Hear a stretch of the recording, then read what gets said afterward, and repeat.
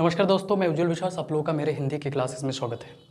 दोस्तों, पिछले क्लासेस में हम लोगों ने अलंकार पढ़ा, तो उपमा रूपक जितने अलंकार है ये पीछे पढ़ चुके हैं। अगर आपने मेरे पुराने वीडियोस को नहीं देखे, पिछले वीडियोस को वहाँ देखिए आप लोग। और आज की क्लासेस में जैसे उपमा रूपक और जो ये उत्प्रेक्षा अलंकार है, ये तीन अलंकार मैंने बताया था। तो इस तीन अलंकार में क्या अंतर है मुख्य रूप से मैं बता देता हूँ आज।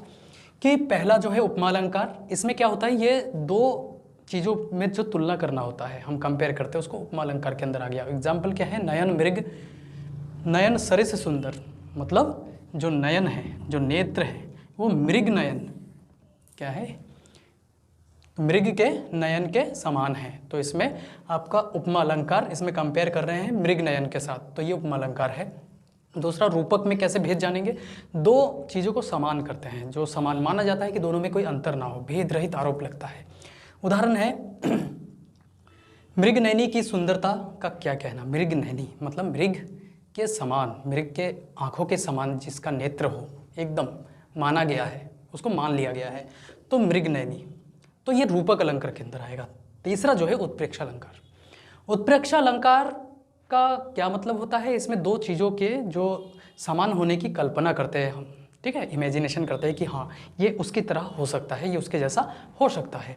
उदाहरण, सुंदर नयन मानो मृग नयन हो, अर्थात सुंदर नेत्र है, मानो कि वो हिरणी या हिरण के नयन के समान है। तो जैसे ये मानो शब्द आ गया, तो ये इसमें क्या है, कल्पना की जा रही है।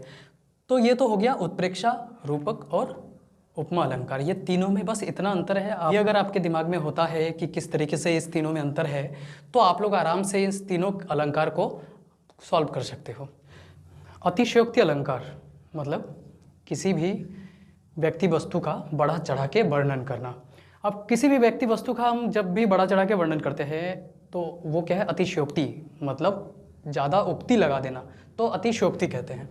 तो जहाँ किसी व्यक्ति या वस्तु का बढ़ा चढ़ा कर वर्णन किया जाए उसे अतिशयोक्ति अलंकार कहते हैं। उदाहरण के लिए, ये आगे नदियाँ बड़ी अपार, घोड़ा कैसे उतरे उस पार, राणा ने सोचा इस पार, तब तक चेतक था उस पार।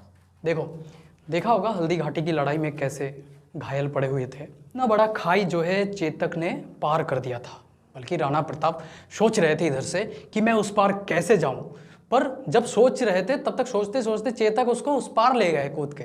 तो क्या है, इसको बढ़ा चढ़ाकर बोला गया। इसमें काव्य में जब किसी चीज़ का बढ़ा चढ़ाकर बोलते हैं तो क्या है, वो अतिशयोक्ति अलंकार के अंदर आता है। जब किसी राजा के छत्र छाया में कोई कवि कार्य करता है तो वो राजा की जो तारीफें हैं वो अतिशयोक्ति अलंकार के माध्यम से अपने काव्य में लिखते हैं। व्याजस्तुति अलंकार। व्याज स्तुति अलंकार किसे कहते हैं, नंबर 5 है इसमें व्याज स्तुति अलंकार, जहाँ किसी व्यक्ति या वस्तु की निंदा के माध्यम से प्रशंसा की जाए या प्रशंसा के माध्यम से निंदा की जाए। मतलब क्या है, मतलब यह है कि मान लो पहले उसका निंदा कर दिया, अरे बुरा है ये है, लेकिन है तो सही है, ठीक ठाक है। फिर क्या कहते हैं, फिर प्रशंसा के माध्यम से निंदा करते हैं, हाँ बहुत अच्छा है वो है, लेकिन चल एक कमी है तेरे अंदर। तो क्या हो गया, ये व्याज स्तुति अलंकार के अंदर आता है।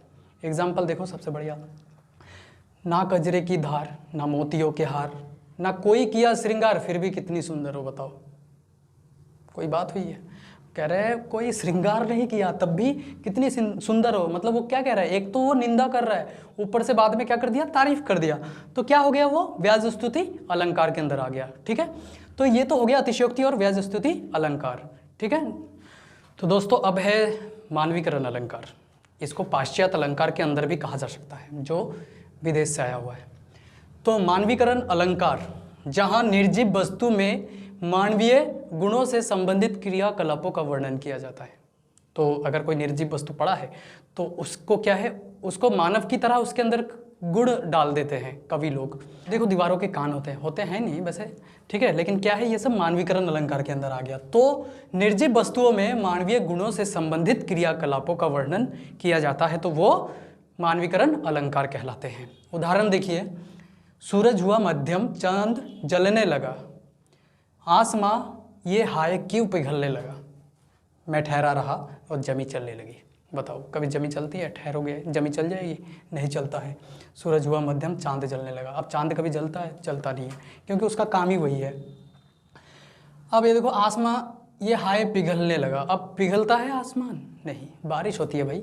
इसमें क्या है, इसमें मानवीय गुणों से संबंधित क्रियाकलापों का वर्णन किया गया है। सारे निर्जीव है। निर्जीव और सजीव दो अलग चीज़ें हैं। जो स्वयं बढ़ता है वो सजीव है, जो कुछ नहीं कर सकता वो निर्जीव है। लेकिन इसमें काव्य में उससे करवा देते हैं, ठीक, उससे कल्पना से करवाते हैं, सोच से, बिंब से।